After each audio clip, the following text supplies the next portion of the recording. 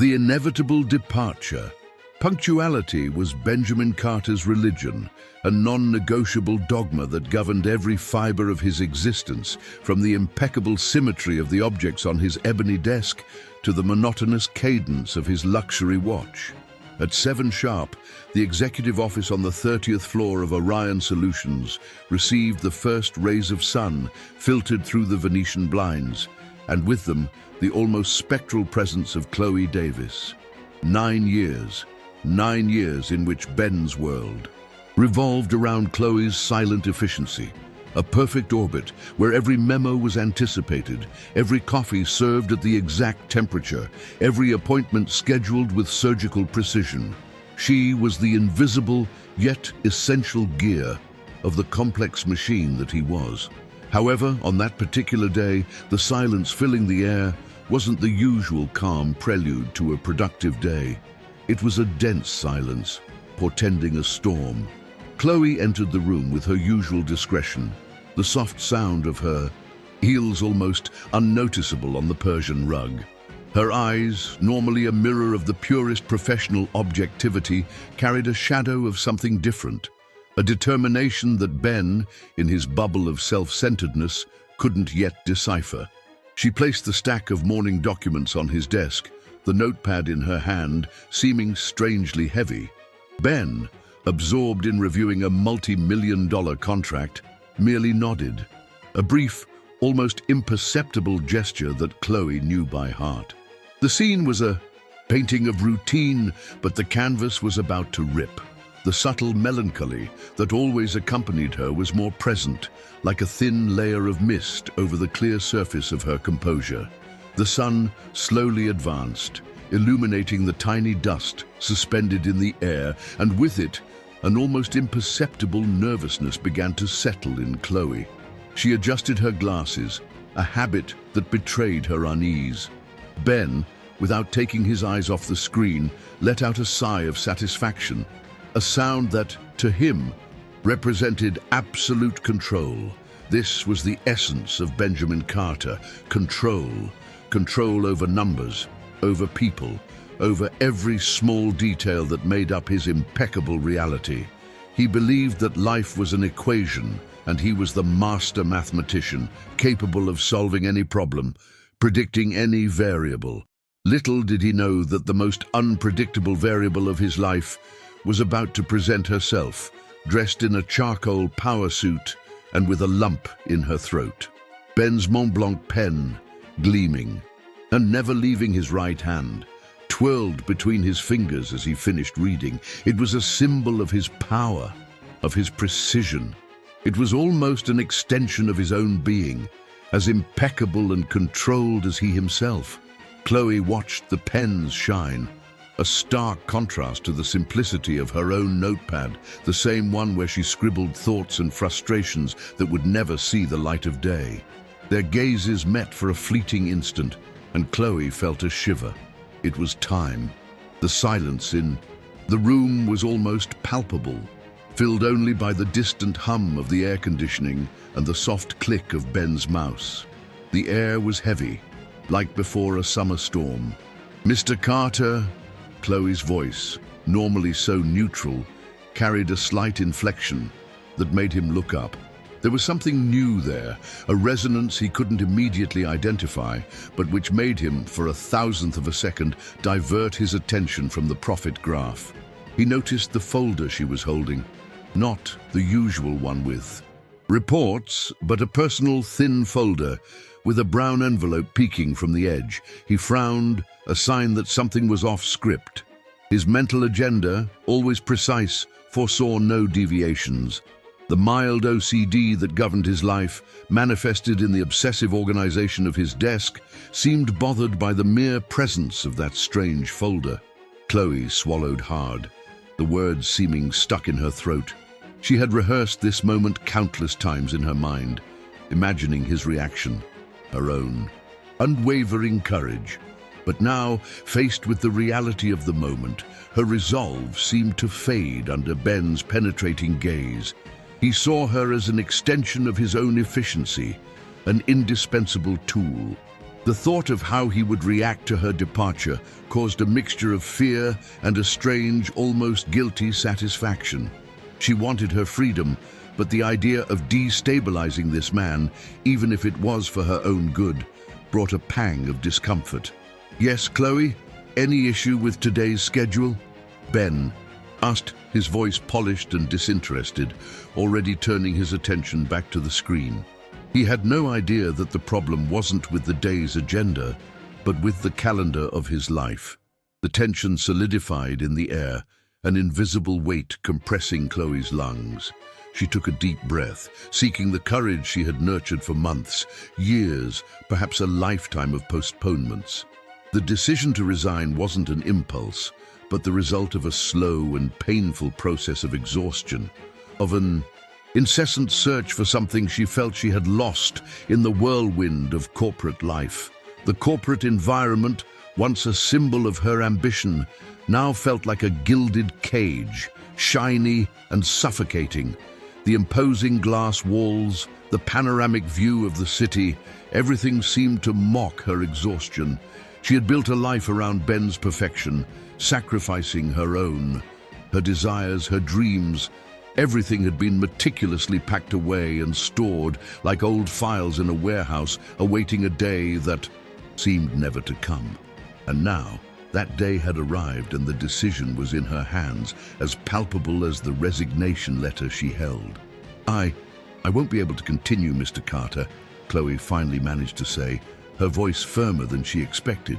The sentence echoed in the office, breaking the artificial serenity. Ben, who until then seemed indifferent, looked up again, this time with an expression of genuine surprise, almost a wrinkle of confusion. He hadn't predicted this. In his mind, Chloe was a constant, an unshakable pillar. The image of his assistant detaching herself from his company, from his life, was as absurd as the idea of the sun rising in the west. The control he valued so much, the predictability he sought so desperately, suddenly seemed to slip through his fingers. The Mont Blanc slid from his fingers, falling with a soft thud on the polished desk. The sound, small and insignificant, seemed to resonate like thunder in the silence that followed. Ben blinked, trying to process Chloe's words. "You won't continue? What do you mean by that, Chloe?" he asked, his voice still calm, but with a tone bordering on disbelief. He was incapable of conceiving that anything could derail his schedule, his perfection, his life. The fact that Chloe, the personification of order, was about to break the most fundamental of routines was something that didn't fit his logic. Ben's mask of perfection began to crack. Chloe felt his fixed gaze, a mixture of perplexity and irritation. She extended the folder. "I'm resigning, Mr. Carter. This is my formal notice." Her voice was now even firmer, a cold determination that contrasted with the image of her usual passivity. He took the folder mechanically, his fingers squeezing the paper, almost crumpling it. The bold printed letters, "Resignation Letter," seemed to leap off the page, a frontal assault on his meticulous order. Ben's mind, accustomed to predicting and controlling every scenario, was now in a panic. An irrational, almost primitive fear began to set in. Her resignation wasn't just the loss of an efficient employee. It was the rupture of a pattern, the disarray of a symmetry. For Ben, who lived in a universe of order, this was a miniature cataclysm. He felt strangely vulnerable, as if an essential part of his body was about to be amputated. He couldn't understand. Why would she do this? What had he done? In his mind, he was the perfect boss, the model of success, the man who always did the right, good thing. The pen, fallen on the desk, now seemed a symbol of his sudden loss of control, of the fragility of his fortress.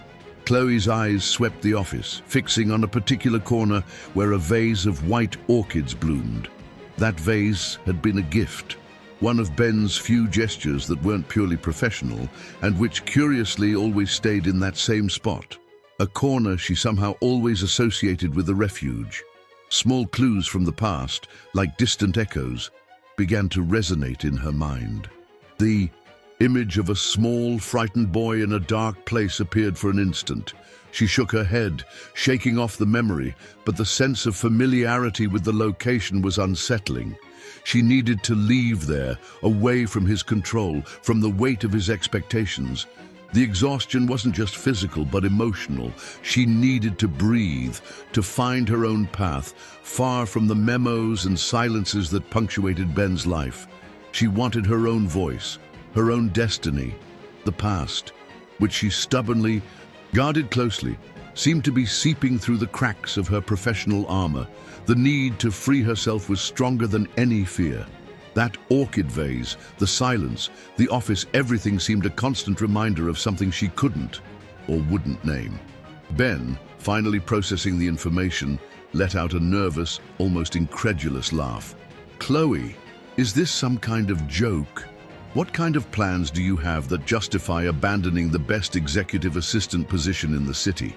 He asked, his voice rising in pitch. He couldn't accept it. To him, the corporate world was the pinnacle, the only thing that mattered. The idea that someone could voluntarily give up that status, that power, that stability, was incomprehensible.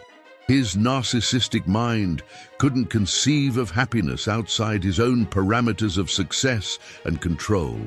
Ben's question, loaded with subtext and egocentricity, hit Chloe like a shock. There was no room for her dreams in that scenario, only for his logic and practicality. This was the Ben she knew, the man who saw the world through the lenses of his own ambition. But there was a hint of desperation in his voice, something she had never heard before. Something was different. There was a crack in the armor, and that crack, even if small, made her ponder. Could he feel something beyond frustration at the loss of his efficiency? Could something more be at stake? Ben's perfect facade began to crumble. His obsession with order was more than a preference. It was a necessity, a barrier against chaos. And Chloe was the personification of that order. Without her, his impeccable world threatened to collapse. A quick flash, almost a subliminal image, of a pair of childlike eyes, wide and scared, crossed Ben's mind.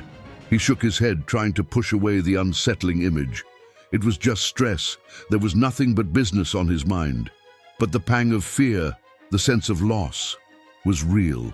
He stared at her, his dark eyes searching for any sign of hesitation on her face. "Chloe, be reasonable. What can I do to make you stay? Is it about money? I'll double your salary right now." The offer, grand, showed how much he considered her irreplaceable. But the irreplaceability he saw was purely functional. He couldn't see the woman behind the assistant, the person with her own dreams and desires. The proposal for Chloe was the final proof of his incomprehension. She didn't want money. She wanted her life back. Chloe shook her head, a slow, definitive gesture. "It's not about money, Mr. Carter. It's about my life."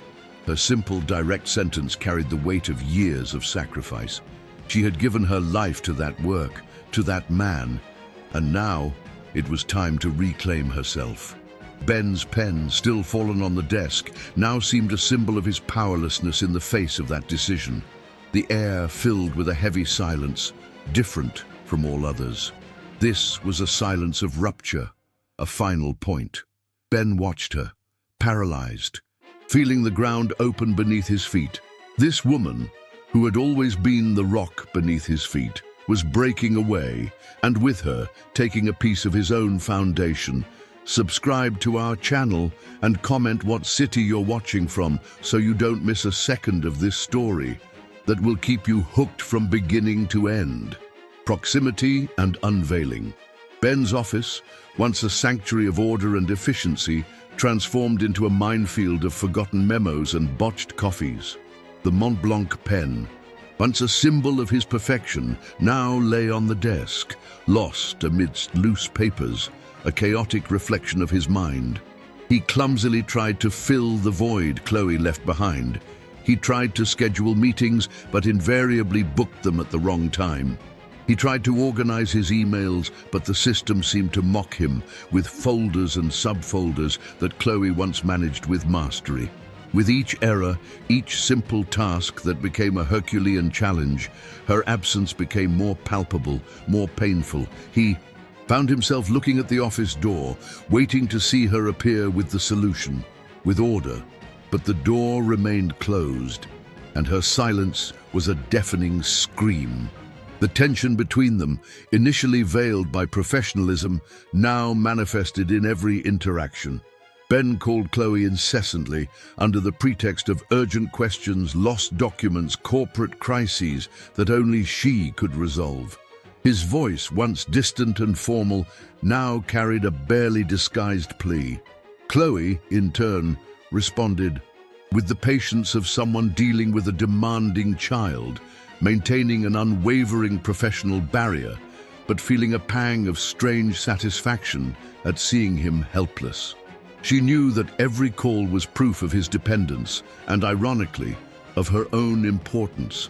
One day, amidst one of his desperate calls, Ben called her back to the company under the pretext of a strategically important project that needed her final expertise. Chloe hesitated, but the mention of her professional reputation made her yield. Seeing her back in the office, even if only for a few hours, a strange and complex feeling overcame Ben. It wasn't just the relief of restored efficiency, but something deeper, a familiar warmth he couldn't identify. Chloe, in turn, felt the weight of his gaze on her, a mixture of relief and a growing curiosity that made her restless. As they reviewed the documents for the project, which was actually a series of basic tasks Ben simply couldn't execute, Chloe noticed the disorganization of his desk, something unthinkable before. The Mont Blanc, once gleaming, was dusty. She hesitated, but the need to organize was almost an instinct. She began to tidy the papers, to wipe the dust from the pen. Ben watched her in silence, a smile almost imperceptible appearing on his lips. It was the same Chloe, the refuge of order in his growing chaos. And in that small act of tidying, the barrier between them seemed to lessen a bit. During this tidying, Chloe's eyes fell on a framed photo face down at the back of Ben's desk. Curiosity overwhelmed her. She hesitated, feeling like an intruder, but something compelled her to turn it over. The image revealed a boy of about 7, with a gap-toothed smile and eyes sparkling with joy, at an amusement park. Next to him, a girl, perhaps a year older, with a braid and a bandage on her knee, smiled widely. The setting, the amusement park, seemed vaguely familiar to Chloe, but the boy's image, there was something disturbingly familiar about him. "What is that?" Ben asked, his voice abrupt, as he noticed her gaze fixed on the photo. He quickly picked up the frame and turned it over again, as if hiding a treasure. The hurried gesture, the sudden change in his tone, piqued Chloe's curiosity. It's an old photo," he stammered, his face slightly flushed. It was the first time Chloe had seen him destabilized like that, without the control he so often displayed. That small act of hiding something, of showing vulnerability, revealed a facet of Ben that she had never witnessed. That same day, an important client, impatient with Ben's disorganization, demanded Chloe's presence to finalize a contract. Forced to spend more time together, they found themselves trapped in a meeting room. The tension was almost palpable. Ben tried to maintain his unshakable boss persona, but his gestures were clumsy, his gaze anxious. Chloe, in turn, tried to focus on the documents, but her mind wandered to the photo, to the strange familiarity of that park.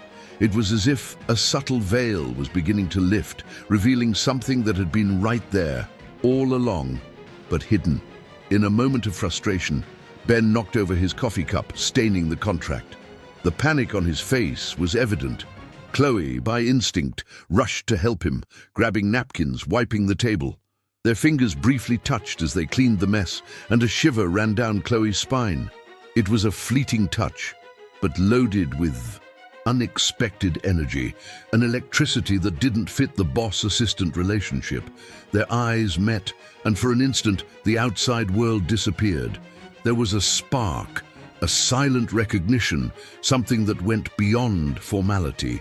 The spilled coffee, the touch of hands, the turned photo, each small event seemed like a breadcrumb on a forgotten trail.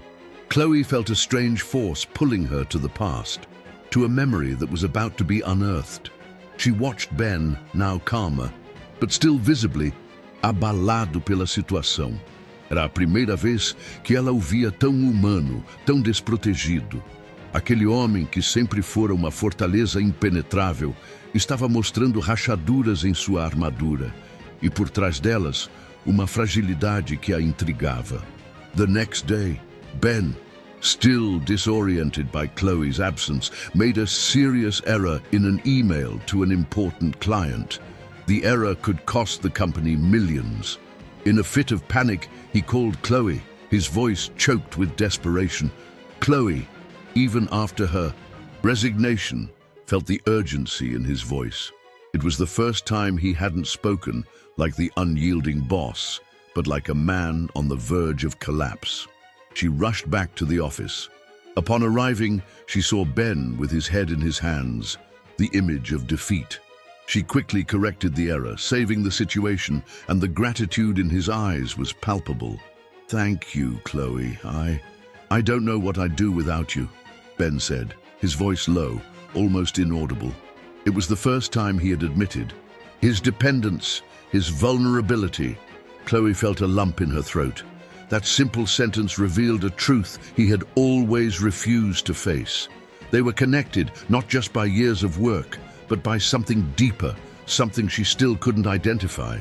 That moment of crisis revealed to both of them the interdependence that existed, a bond that went beyond spreadsheets and memos. Still in the office, as Chloe helped him organize pending documents, Ben, distracted, picked up an object on the desk. Small, crumpled stuffed animal. It was an item Chloe had accidentally left years ago, a small white rabbit she always kept at the bottom of her drawer. "Do you remember this?" he asked, his voice soft, almost a whisper. Chloe felt a shiver down her spine. That rabbit was a trigger for a distant memory, a memory she had buried deeply. As she picked up the rabbit, Chloe felt a flash of a child, a girl with a scraped knee and eyes full of fear, in a dark environment, and a small boy's hand holding hers. The image was fragmented, but the feeling of panic and relief was intense. She hugged the rabbit to her chest, her eyes wide. Ben watched her, noticing the change in her expression, the sudden vulnerability. "Chloe, are you okay?" he asked, concerned, something unusual for him. The crack in her composure alarmed him. Chloe shook her head, trying to push away the memory. I remember this rabbit. It was mine when I was a kid." Her voice was choked, a thin thread of emotion. Ben looked at her with growing surprise. The small stuffed rabbit, a mere object, seemed to have unlocked a door to a shared past, a secret that was about to come to light. That toy was the key, the link between the present and repressed memories. The next day, a rival of Ben's at the company, an ambitious and unscrupulous man, learned of Chloe's departure and tried to sabotage a crucial project, insinuating that Ben was losing control. The pressure increased exponentially. Ben, already unstable, felt the ground under his feet crumble. He needed Chloe, not just as an assistant, but as a safe harbor, the only person who could keep his mind in order. The situation forced them to work side by side at a frantic pace for long hours, the barrier of professionalism dissolving with each passing minute. With each memo exchanged, each plan laid out, their dialogues became more intimate, more revealing. The subtext was dense, charged with unsaid emotions. They talked about the project, but their eyes and gestures spoke of years of shared history, of a connection that went beyond the workplace. The romantic tension was palpable, an invisible thread that united them, pulling them closer and closer. At one point, Ben, in a lapse, asked about Chloe's personal life, something he had never done before. "What are you going to do now, Chloe? What are your plans?" Ben asked, his voice hesitant, as if he feared the answer. Chloe looked at him, surprised by the question. I want to travel, see other places, live a little," she replied, a hint of a dream in her voice. It was the first time she had shared a personal desire with him, something that didn't involve the company. Ben watched her, the image of her in a distant place, without him, squeezing his chest. The idea of losing her, of her absence, was more painful than he had ever imagined. Chloe felt the intensity of Ben's gaze on her. There was something there, a vulnerability she had never perceived. His selfishness, once so evident, seemed to give way to genuine concern. He wasn't just a demanding boss, but a complex man, with his own wounds and fears, and the curiosity about his past. The trauma that had made him so reclusive grew. Their silence was filled with all the unsaid words, with all the feelings that were on the surface, but still trapped in the cage of their traumas. In the middle of a conversation about the project, Chloe remembered a scar on her knee, the bandage in the photo, and the memory of an accident. "Benjamin," she began, hesitating, do you remember anything from when we were kids? An accident? Or a place we used to go?" Her question hit Ben like lightning. His eyes widened, and the color drained from his face. It was as if she had touched an old wound, something he had struggled to forget. The partial revelation. Ben's body stiffened. The Mont Blanc, which he had picked up again out of habit, fell from his hand for the second time, making a louder noise in the silent room. He looked at Chloe, eyes wide, panic plastered on his face. What are you talking about, Chloe?" he whispered, his voice hoarse. His armor had completely shattered, revealing a deep, childish fear. The memory, which he had suppressed for so many years, threatened to surface, dragging with it the pain and trauma of a past he stubbornly tried to hide. Chloe, seeing his reaction, knew she was on the right track. The image of the boy in the photo, the amusement park, the stuffed rabbit, it all connected. I have flashes of a day at a park. I fell, hurt my knee, and there was a boy who helped me," she said, the words flowing rapidly, like a river breaking a dam. Ben's eyes were fixed on her, a mixture of horror and recognition. The truth, or at least part of it, was coming to light, and with it, the possibility of a deeper, more painful connection. Ben shook his head, trying to deny it, but the image of the amusement park, the vibrant colors, the sound of the carousel, the pain in her knee, the memory of his own small hand holding hers, it all began to flood him. "No, it can't be," he murmured, his hands trembling. Chloe's face, for an instant, transformed into the face of that frightened girl, and he felt a chill run down his spine. The secret, the trauma, the bond that united them was there, visible, but still shrouded in mist. He stood up abruptly, moving away from Chloe, as if her proximity could set him ablaze with memories. His breathing was ragged. His OCD, which once helped him maintain order, now seemed useless in the face of the chaos of his emotions. He couldn't organize that torrent of memories. "I don't remember anything. You're mistaken," he said, his voice full of desperate urgency, trying to push away the truth that was revealing itself. But the tremor in his hands and the cold sweat on his forehead betrayed his fear. Chloe, however, didn't back down. She felt a new strength, a determination. I know we met somewhere else, Benjamin, before all this." She approached him, her voice calm but firm. "That day, I remember your hand, your voice telling me not to cry, and then the darkness, a closed place, and you were there." Her revelation, the details, hit Ben with the force of a punch. The darkness, the closed place, the kidnapping. The memories he had locked away came rushing back. Ben's gaze fixed on Chloe, a mixture of astonishment and old pain. That frightened boy, those Wide, scared eyes in the photo was him, and the girl. The girl was Chloe. The children's hospital did the stuffed rabbits they gave us. The fear, Ben whispered, his voice almost inaudible, as if the words burned his tongue. He didn't remember who saved whom, but the feeling of terror. Her presence, it was all there, vivid, painful.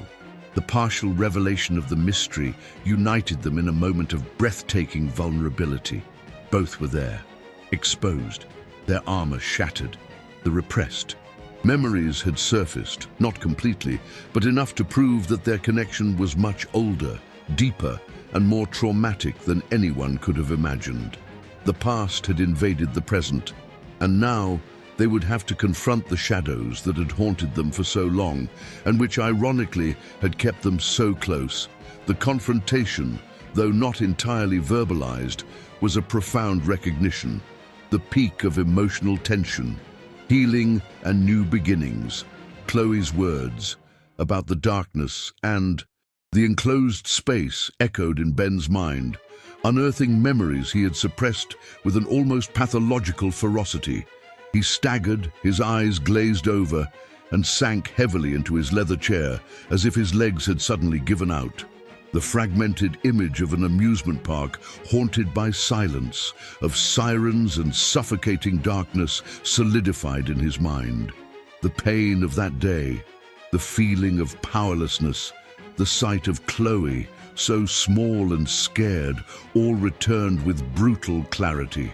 The trauma, which he had transformed into an obsession with control and perfection, now manifested in a growing panic, revealing the fragility behind his imposing facade.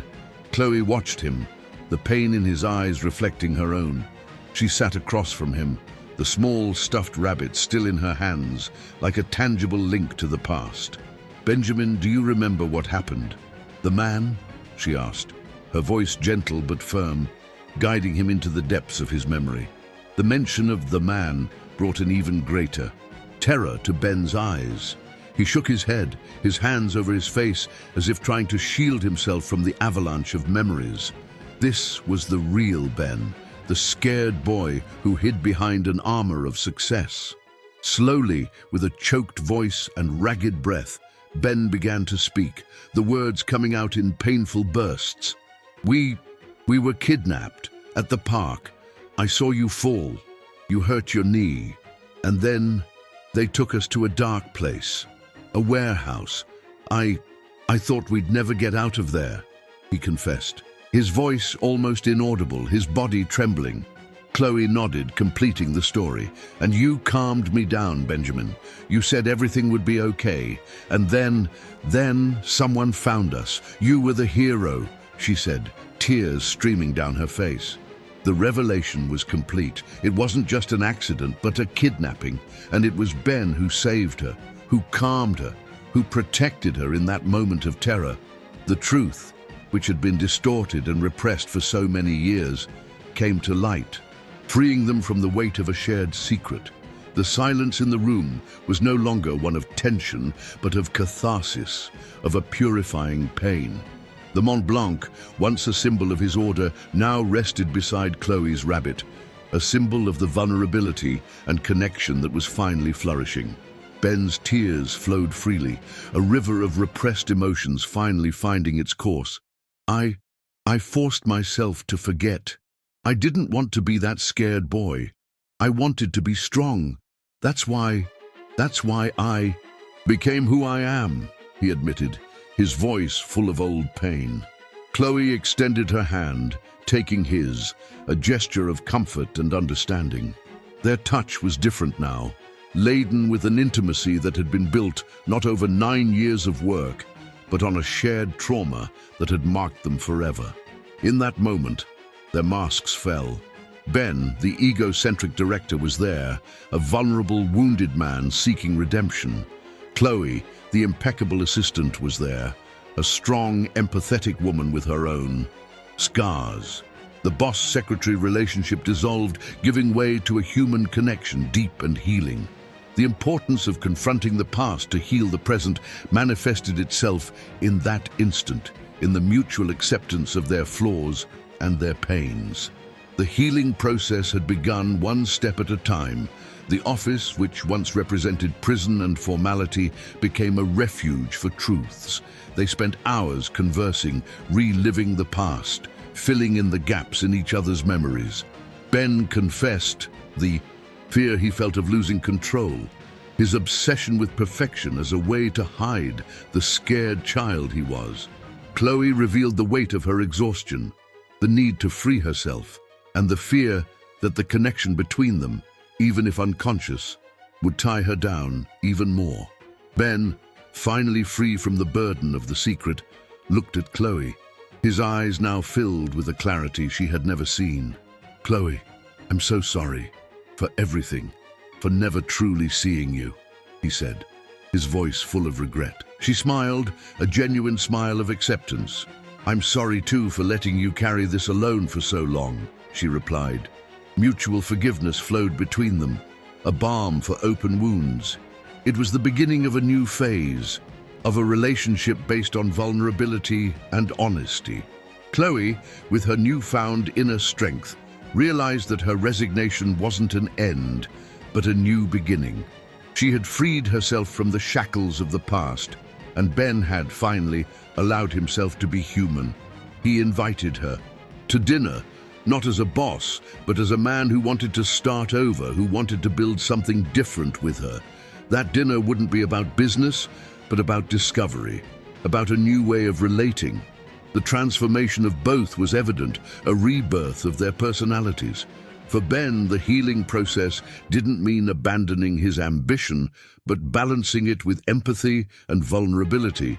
He began to delegate more, to trust people more, to see his employees as individuals, not as extensions of his own efficiency. His OCD, once a prison, became just a habit, less compulsive. Chloe, in turn, embraced her freedom, but with the awareness that her connection with Ben wasn't a constraint, but a bond, a new form of love emerging from overcoming a shared trauma. A week later, Chloe returned to the company to pick up her last belongings.